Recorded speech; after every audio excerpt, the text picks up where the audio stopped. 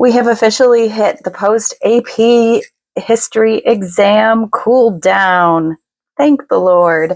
But for us history buffs, the real curiosity starts when the vault finally opens. I've spent the last few days in the trenches with my AP World and APUSH students finishing out the week, but now it's time to unbox the AP Euro FRQs and see exactly which isms and eras took center stage. Now, you guys have not made this easy. I've tried to not look, and yet you've sent me messages through YouTube Shorts and through TikTok trying to tell me what it was. And I'm like, no, I don't want to look. So I've tried my very best not to look at what the FRQs have been. And I want to see if my predictions came true and how you should have tackled this year's high stakes prompts. It's been like anticipating Christmas around here. Thanks so much for listening this year. I hope you found value in the podcast and or social media accounts. Be sure to keep following AP History Help if you're taking another AP exam or class next year, or tell your friends or your teacher about it. Word of mouth is a great way to share the podcast with those who can best benefit from it.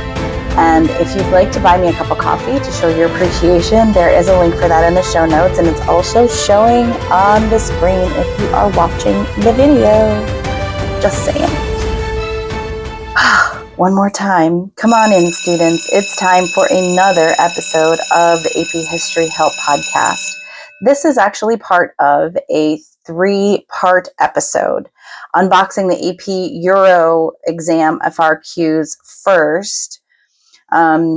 Last year, I did all 3 courses in one unboxing, and it was nearly impossible to accomplish, and it ended up being way too long. It was over 45 minutes. So I'm going to record myself opening up the AP Euro FRQs and reading them out loud with my thoughts in real time. And yes, it was challenging knowing these came out Wednesday morning, and that I wasn't recording this until Friday evening. So here we go.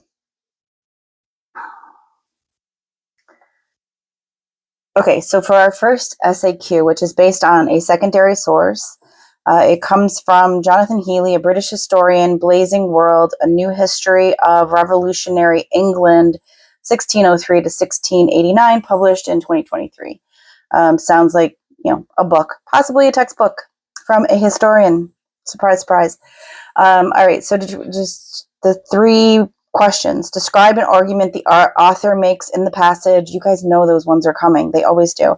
Describe one piece of evidence from the passage that supports one of the author's claims. Again, like evidence and claims and evidence. Those are predictable. And using a specific example, explain how the changes of the 1600s described by the author contributed to a political development in the period from 1648 to 1750. All right, so he is talking about, and I'm just skimming here for time's sake, James VI, King of Scotland, took the throne of England as James I, 9 out of 10. Okay, so we're talking like Protestant Reformation, Catholic Counter-Reformation, the power of the monarchy in England. I mean, James I, right? I guess after reading it a little bit, I would probably go something along the lines of the Glorious Revolution of 1688 and constitutionalism in Europe.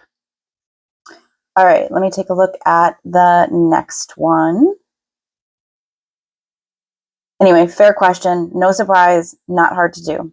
Next one is a colored, look at that, colored picture. Stanhope Forbes, The Munitions Girls, oil painting, 1918. Munitions is like war, ammunition, right? 1918, World War I. Describe a relevant historical context for the painting, World War I. Describe one way the painting depicts a change in European gender roles in the first half of the 20th century. Really? Women are working in the factories. Using a specific example, explain how European women's lives changed after 1950. Yeah, I mean, women started going to work. It was more acceptable for women to be going to work. Yeah, I mean, there's a couple of things that come to mind, but it says after 1950, so it could be like anything after 1950. I would probably go with Margaret Thatcher becoming the Prime Minister of England or the United Kingdom in 1979, and that showing that women were able to take roles in politics. It's only an SAQ, so I wouldn't get into the whole double burden of like managing a job and the home at the same time, but that kind of comes to mind too. All right. And then 3 and 4. Question 3 is a feature of the scientific revolution, a similarity between the Renaissance and the scientific revolution. Using a specific example, explain how the scientific revolution affected European society. Wow, that's so easy. I'm not even going to get into answering it. It's so easy.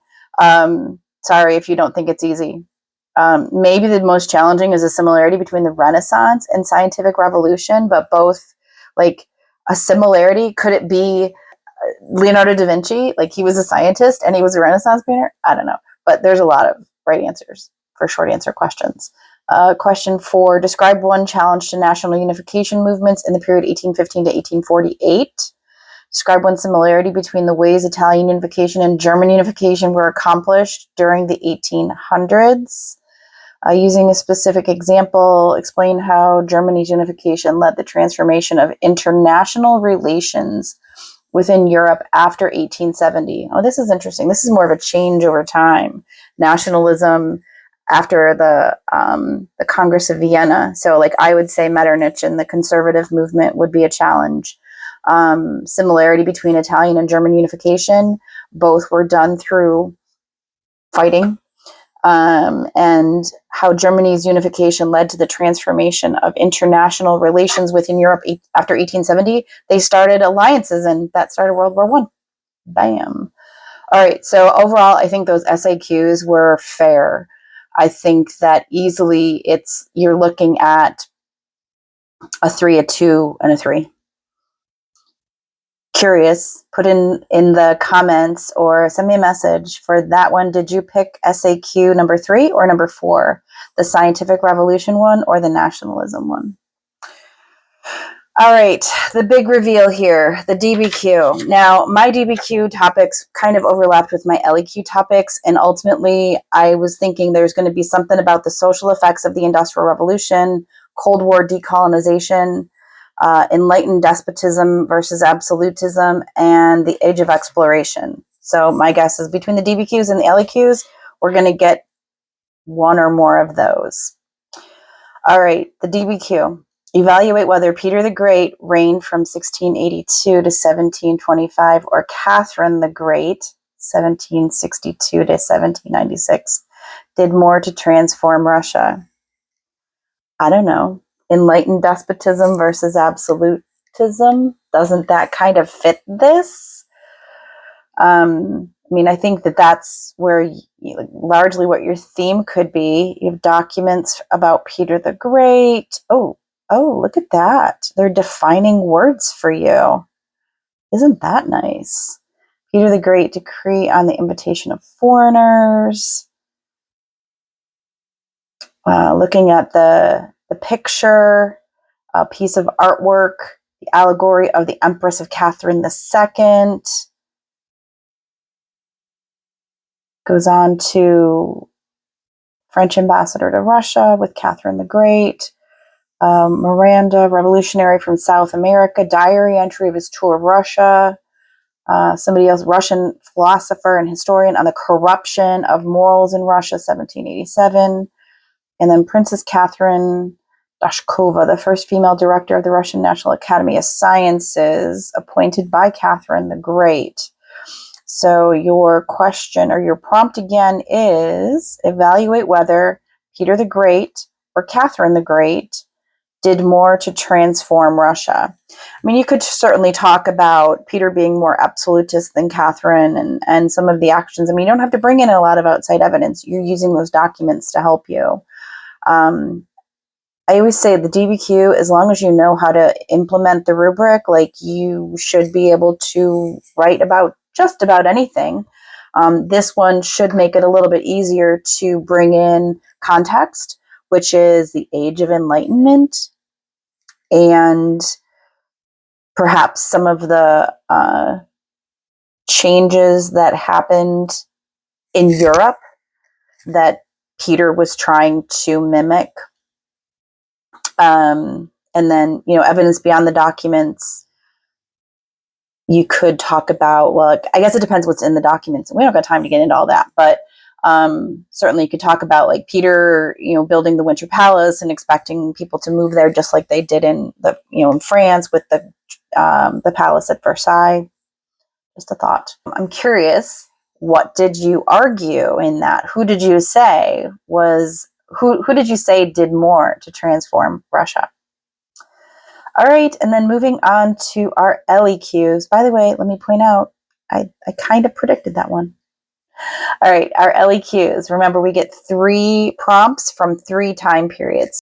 So the second one is evaluate the most significant cause of changes in traditional social hierarchies in Europe during the period 1450 to 1600. Interesting. So the most significant cause of changes in the traditional social hierarchies in Europe, 1450 to 1600. So you're talking about like the merchant class becoming more important. And remember that when you do this, that you're evaluating the most significant cause. So you're talking about the causes, but you're saying what was more significant than what. So, you can talk about context, breakdown of the feudal system, the printing press, the intellectual shift, the commercial revolution. That's really what this is largely about, because you're going to talk about the merchant class and the expansion of the African slave trade. Maybe even the Protestant Reformation. Yeah, not a bad one. It's very broad. It gives you a lot of, if you're good with this time period and a lot of the changes that took place, it's not hard to take.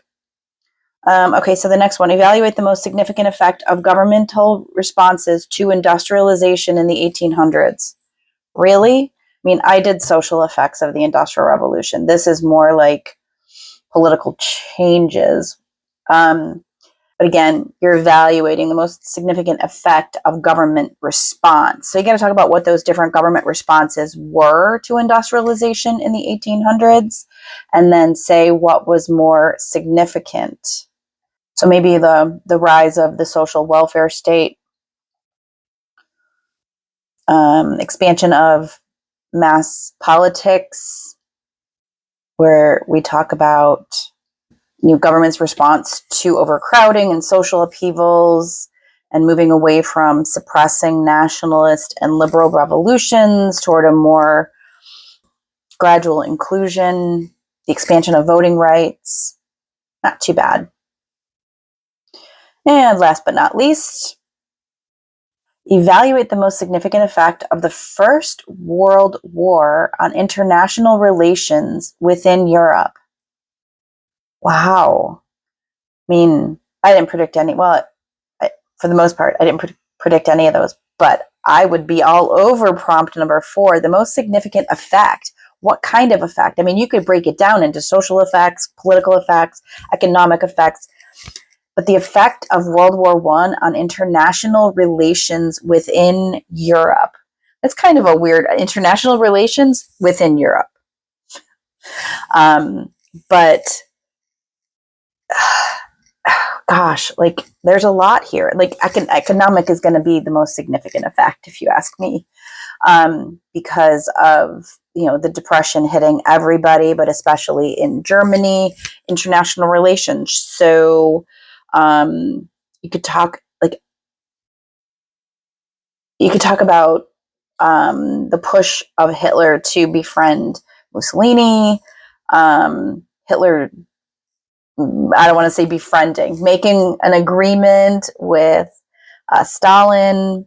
could be Germany and versus Britain and France, and the attempts at appeasement. So you can talk about political and you can talk about economic.